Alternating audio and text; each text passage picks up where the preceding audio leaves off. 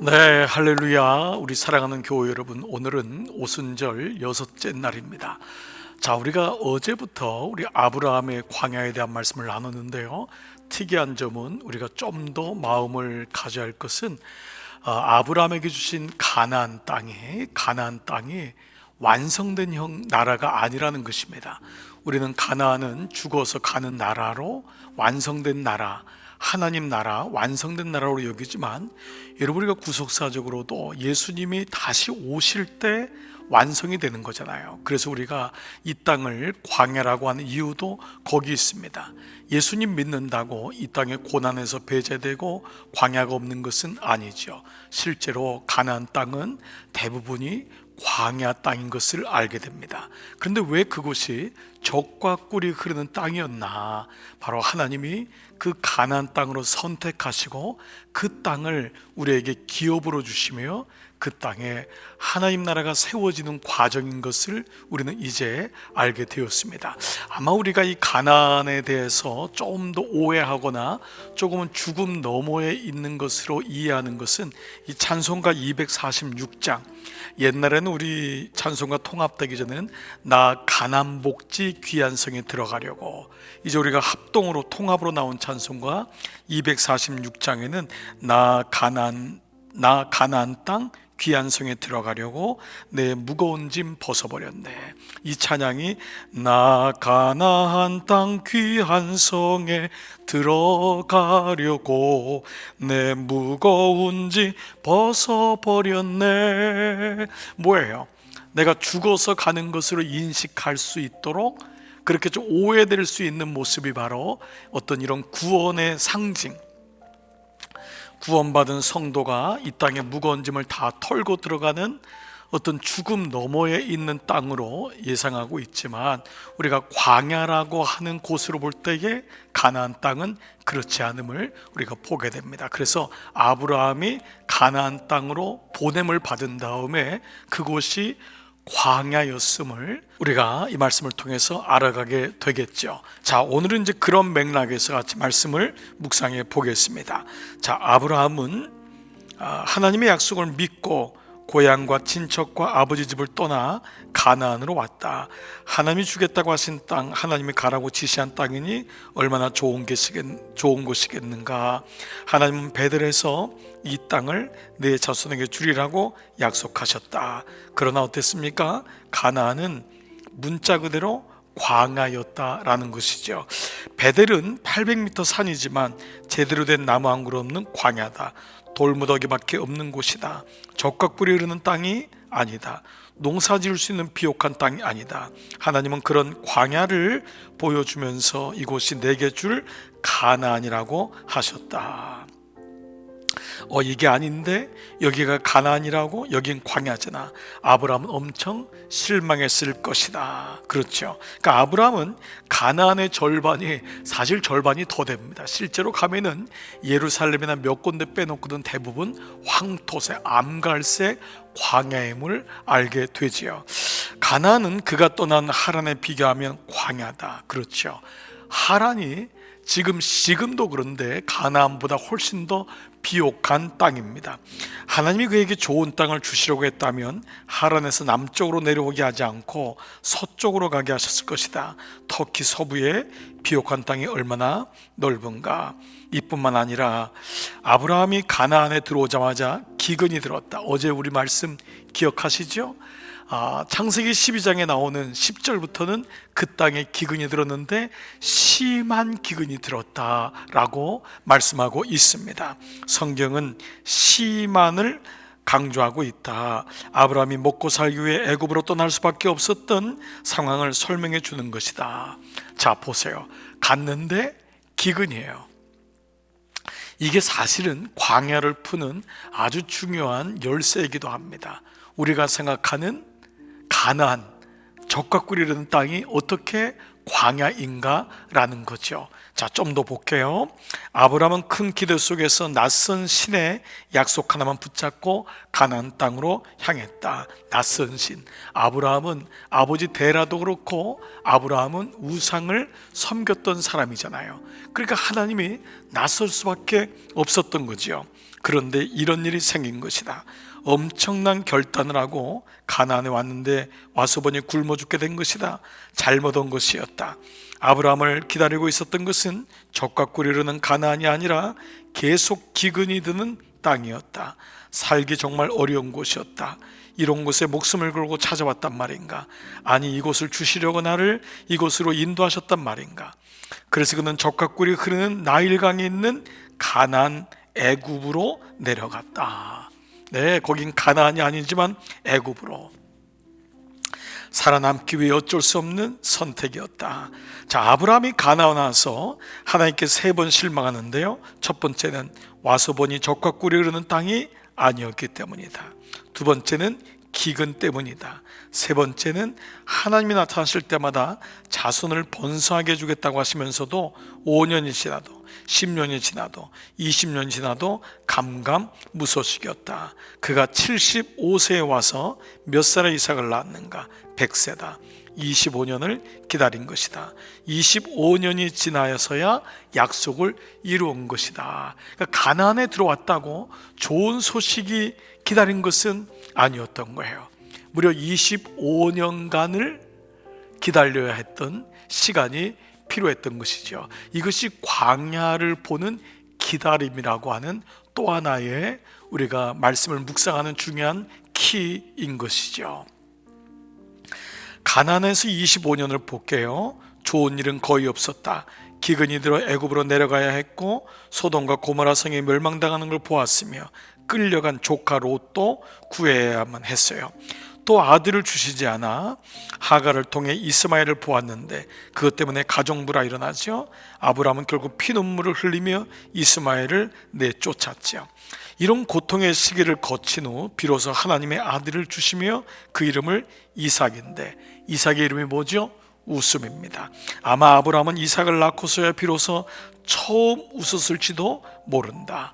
그동안 좋은 일은 거의 없었기 때문이에요. 자, 그런데 웃음도 잠시. 하나님이 그 이삭을 제물로 바치라고 하셨다. 그가 어떤 아들인가? 그 아들을 바쳐야 하는 아버지 아브라함의 심정은 어떠했을까? 모리아 산으로 가는 사흘길은 지옥이었을 것이다. 하지만 다행히도 하나님은 아브라함의 마음만은 받으셨다. 그리고 그는 집에 돌아와 자초지종을 사라에게 이야기해 주었죠. 이삭을 하나님이 구해 주셨죠. 사실 아브라함을 시험하려고 했다 그랬잖아요. 그런데 참 놀랍게 우리 이진희 목사님이 이 가운데서 이런 좀 문학적인 표현들, 우리 묵상의 어떤 기본이잖아요. 예측하는 거예요. 예상하고 이런 일이 있었을 것이다 라고 하는데 바로 그 일 후에 성경은 사라가 죽었다고 말씀한다.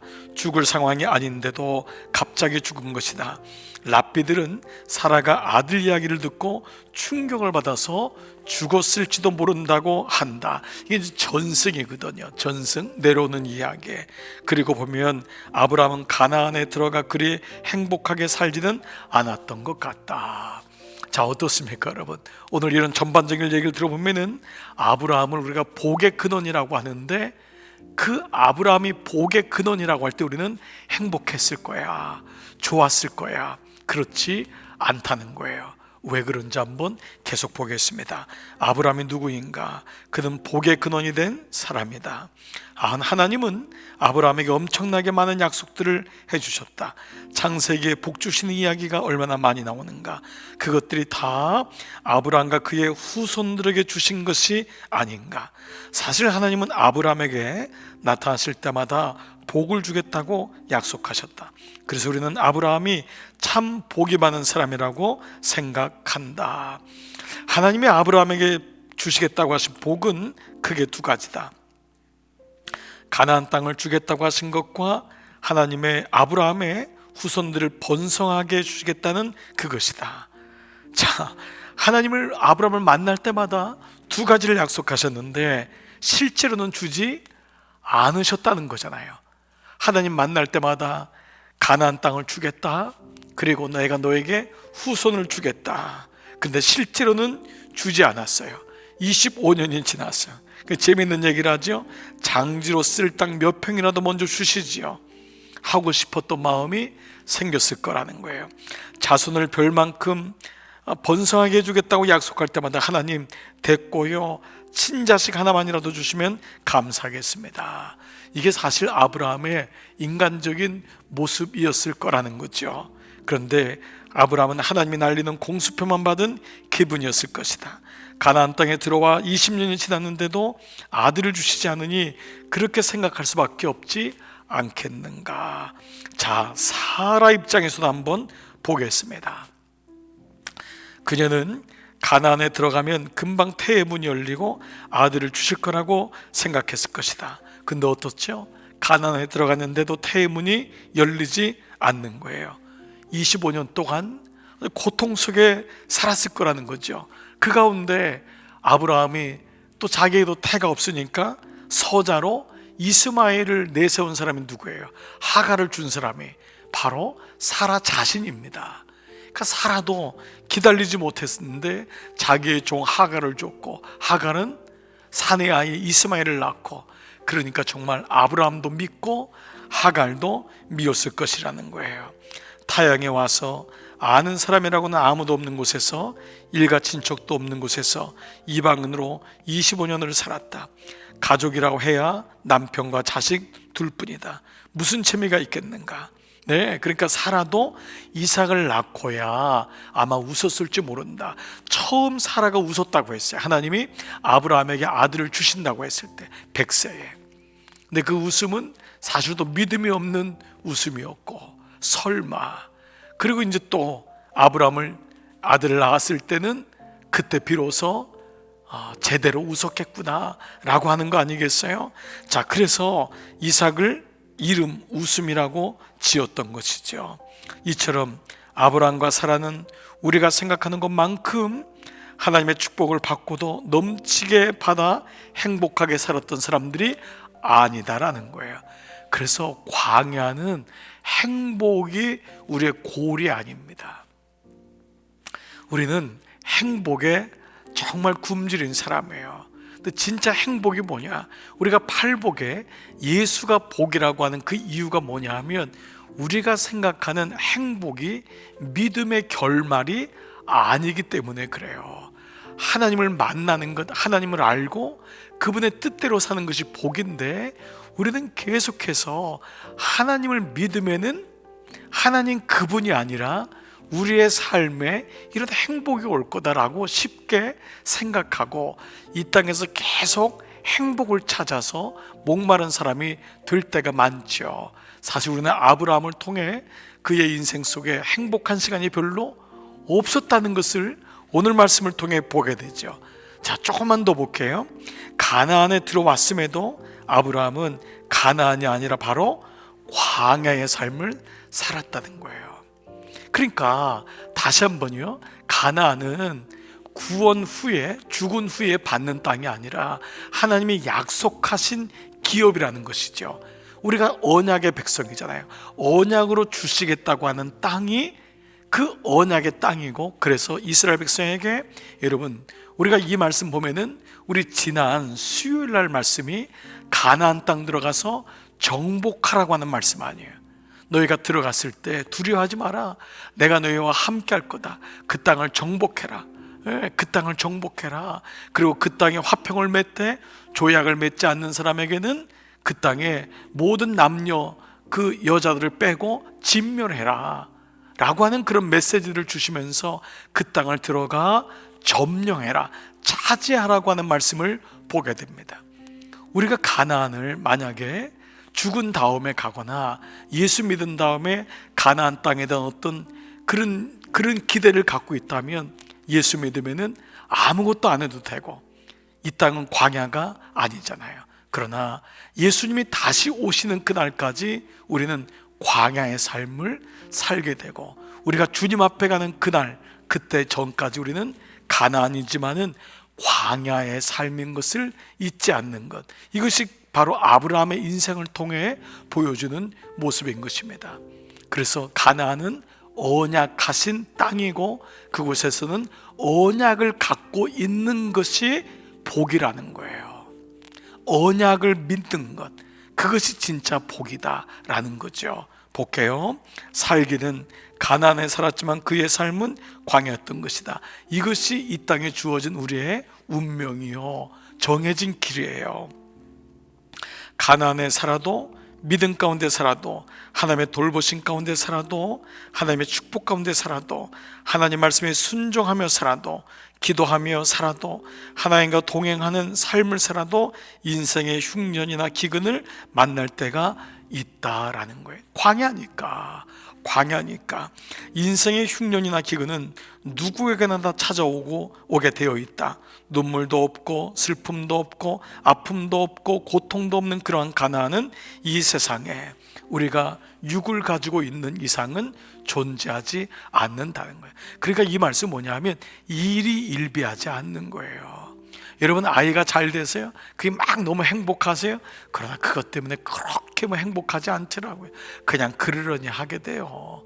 여러분, 우리가 이 땅에 광야라고 하는 삶을 살면은 이것 때문에 너무 기뻐하고 이것 때문에 너무 슬퍼하고 그러지 않습니다.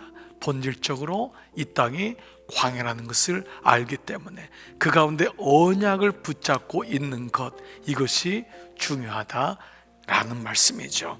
자, 우리는 가나안 땅에 대한 환상에서 벗어나야 된다. 가나안에도 기근이 찾아온다는 사실을 인정해야 한다. 가나안에 들어가면 자동적으로 고생 끝 행복 시작이 아니라는 거예요.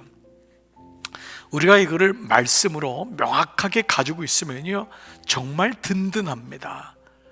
이게 아니고 자꾸 세상적인 메시지 꽃길만 가득하세요.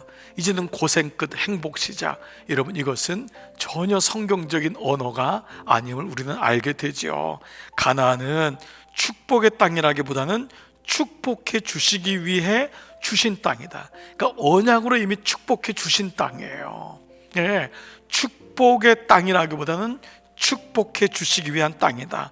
그래서 가나안에 들어가서도 하나님이 축복해 주시지 않으면, 비를 내려주시지 않으면 광야 같은 곳이 되고 만다. 그러니까 광야의 축복은 하나님과 더불어 가는 삶이 가장 큰 축복이라는 거예요. 하나님이 없으면 축복이 아니구나를 깨닫게 되는 것이 광야의 삶이죠. 아브라함은 우상 숭배자였다. 전설에 따르면 아버지가 데라지요, 우상을 만들어 파는 사람이었다고 한다.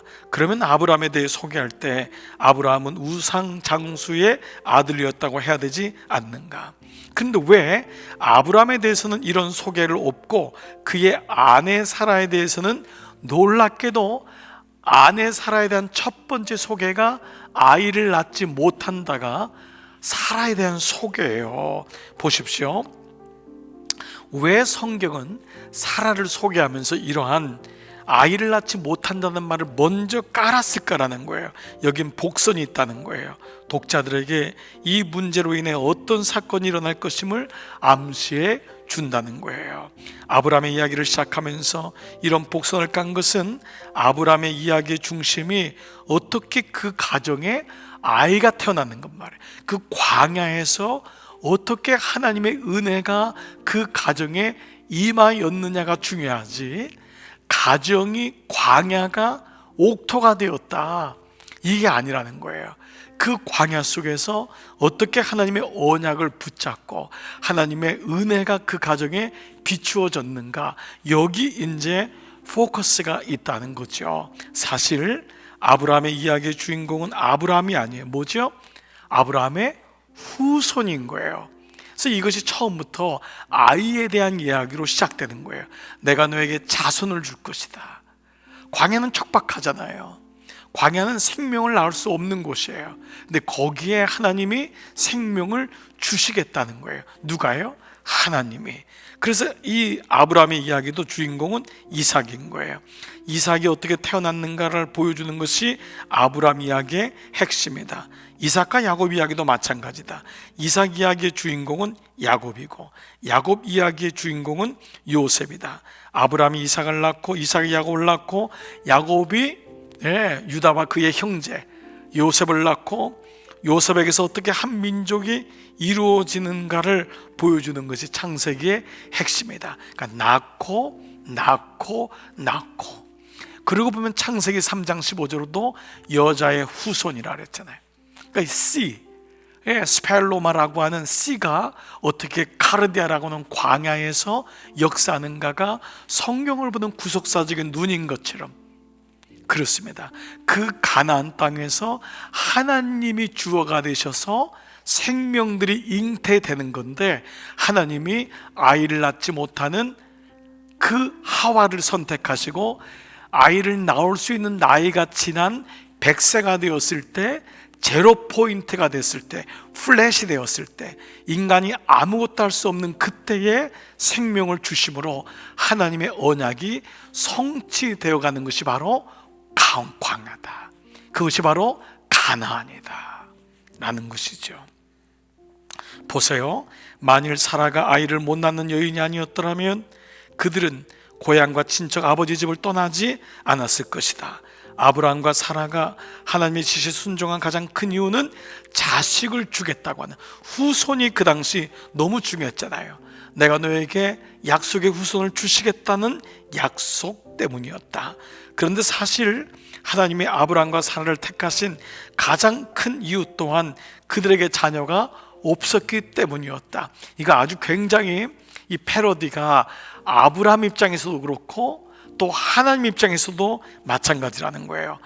만약 그들에게 자녀가 있었다면, 그들이 행복하다면 그들을 택하지 않죠.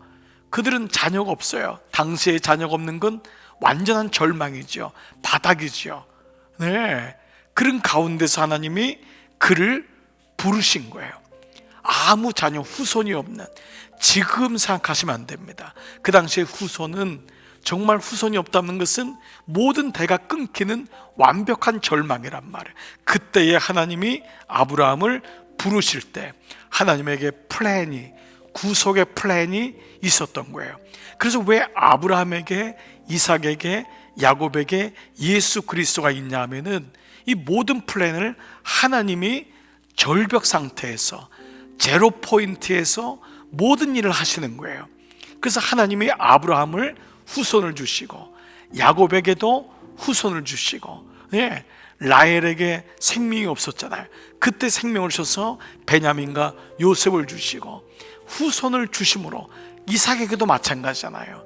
바로 그 플랜, 하나님이 제로 상태에서 부르시는 거예요. 자, 그런데 아브라함과 이삭과 야곱의 집안 내력을 보면 사라도 아이를 낳지 못하는 여인이었고 리브가도 마찬가지였어요. 보십시오. 라헬도 아이를 낳지 못하는 여인이었어요. 자녀들을 하늘의 별과 바닷가의 모래알 만큼 번성하게 해주시겠다고 한 가문인데, 그 가문의 여인들은 보면은 한결같이 아이를 낳지 못하는 사람이었다. 여러분, 사무엘 어머니 한나는 어떻습니까? 똑같잖아요.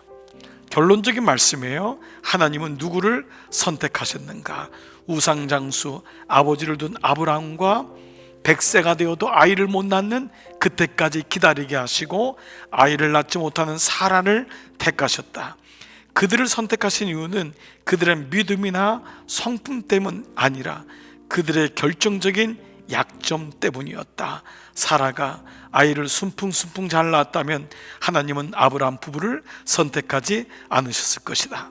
그들이 선택받을 수 있었던 것은 아이러니하게도 사라가 아이를 낳지 못하는 여인이기 때문이었다. 하나님은 그런 여인을 택하셔서 하늘의 별만큼 바닷가의 모래알만큼 그의 후손들이 번성하도록 축복하셨다.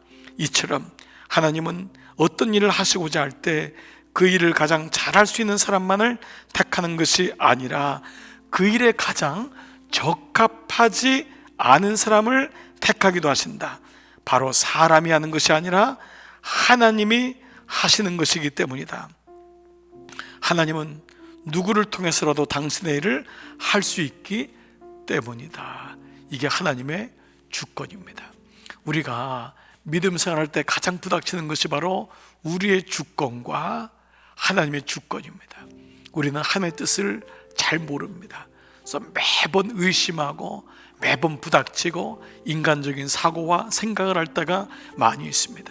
내 마음으로는 그게 합리적이고 맞는 것 같지만 하나님의 은혜 가운데 하나님의 계획을 보게 되고 순종하게 되고 그 아래 항복할 때 프로슈케, 내 집은 기도하는 집이다. 우리의 마음속에 있는 우리의 의가 항복될 때 비로소 하나님의 뜻을 바라보게 되는 것이죠. 사랑하는 여러분, 오늘 하나님의 아브라함을 선택하셔서 결국은 아무 가정에 자녀도 없는 사라를 선택하시고 그것도 아브라함을 100세까지 기다리게 하십니다. 그리고 사실 사라의 태도 다칠 때입니다. 이미 사라의 태도 다치고 아브라함도 생명을 이룰 수 없는 단절된 나이까지 가셨을 때 하나님이 그 가정에 이삭이라고 하는 생명을 주십니다. 그래서 그 과정 가운데 하나님은 광야 속에서 하나님의 언약이 성취되게 하시는 것이죠. 광야는 행복한 일이 있어서 광야가 가나안 땅이 되는 것이 아닙니다. 그것이 가나안인 곳은 하나님의 언약이 성취되는 땅이기 때문에 우리는 이 땅에서도 마찬가지라고 오늘 말씀을 통해 알게 됩니다. 여러분, 광야길에서의 진짜 즐거움은 무엇일까요? 기쁨은 무엇일까요? 그것은 바로 하나님의 언약과 약속을 신뢰하며 우리의 삶을 따라가는 것입니다. 여러분이 기쁨을 대상으로 삼았던 그 기쁨의 것이 때로는 여러분에게 모진 고통과 슬픔을 줄 때가 많습니다. 이것이 광야에서 속고 있는 모습은 아닐까? 돈에 행복한 사람은 돈 때문에 고통을 당합니다. 자녀 때문에 늘 행복했던 사람, 거기에 기대했던 사람, 자녀가 우리에게 아픔이 될 때가 많습니다. 가나안 땅은 환경이 좋아서 가나안 땅이 아니라 여전히 반 이상이 광야임에도 불구하고 하나님이 가라고 하셨기 때문에, 하나님이 기업으로 준 약속의 땅이었기 때문에 그 약속의 땅에서 하나님의 약속을 바라보고 기다리고 마침내 하나님의 언약 백성으로 살아가는 것, 이것이 바로 가나안 땅의 축복인 줄 믿습니다. 아브라함에 대한 두 번째 말씀, 여러분 오늘 이 말씀이 여러분에게 잘 들려지시기를 주의 이름으로 축복합니다. 아멘. 감사합니다. 잠시 기도하겠습니다. 살아계신 아버지, 감사합니다. 아브라함의 광야를 통해 우리는 다시금 우리 자신을 바라보게 됩니다. 가나안은 완성된 나라가 아닙니다. 가나안은 우리가 하나님의 언약을 믿고 하나님 나라를 세워가는 장소임을 알았습니다. 그래서 가나안에도 바람이 불고 가나안에도 돌풍이 불고 가나안에도 그늘이 없을 때가 많습니다. 그러나 그 가운데 하나님의 언약을 믿고 신뢰하면서 그 길을 걸어갈 때에 마침내 하나님이 아브라함에게 사라에게 하나님의 계획 가운데 언약이 이루어진 것처럼 광야 속에서 내 의를 내려놓고 나의 생각과 이론적이고 합리적인 나의 계획이 포기될 때 하나님의 놀라운 언약이 100세가 된 아브라함에게, 태가 다친 사라에게 임하여 하나님의 주권 가운데 하나님의 일이 성취되는 그곳 가나안 땅임을 우리가 알게 하심을 감사합니다. 오늘 밤에도 또 오늘 아침에 오늘 낮에도 이 말씀을 듣는 종들마다 하나님의 은혜로 언약을 붙잡는 언약 백성으로 살아가게 하여 주옵소서. 예수님의 이름으로 축복하며 기도드리옵나이다. 아멘. 아멘. 여러분 수고하셨습니다. 오늘 한 날 평안한 날 되시기를 주님의 이름으로 축복합니다. 안녕히 계십시오.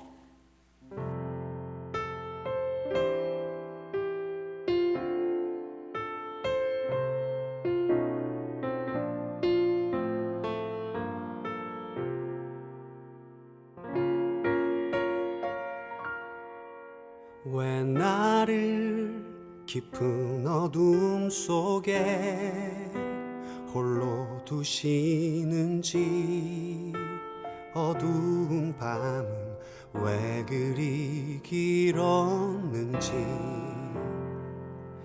나를 고독하게 나를 낮아지게 세상 어디도 기댈 곳이 없게 하셨네.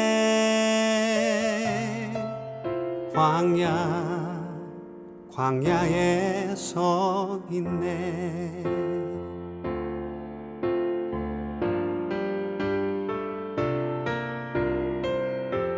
주님만 내 도움이 되시고 주님만 내 빛이 되시는 주님만 내 친구 되시는 광야.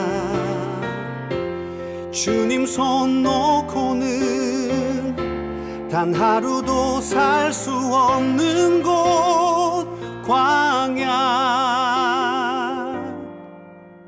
광야에 서 있네.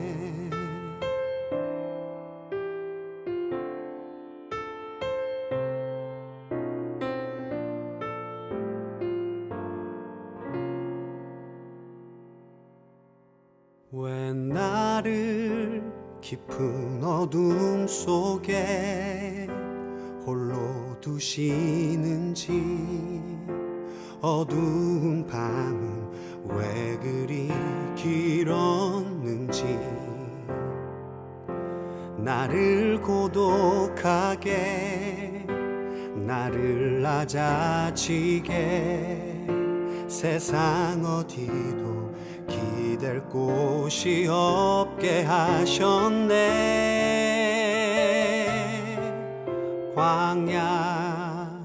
광야에 서 있네.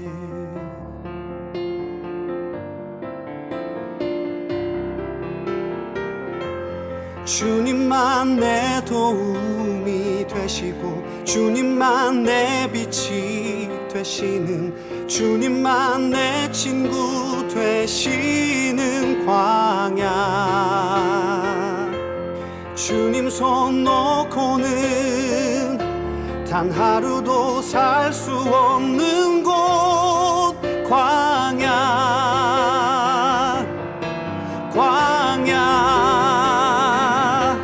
주께서 나를 사용하시려 나를 더 정결케 하시려 나를 택하여 보내신 그곳 광야.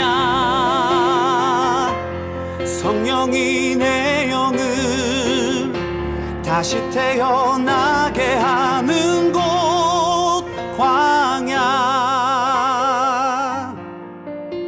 광야에 서 있네.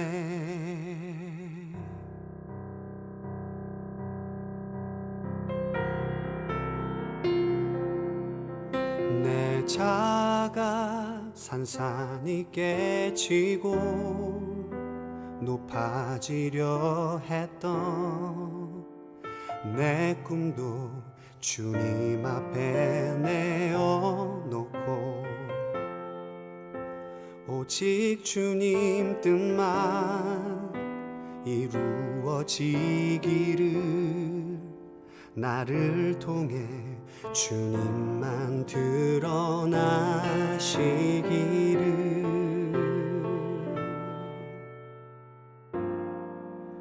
광야를 지나며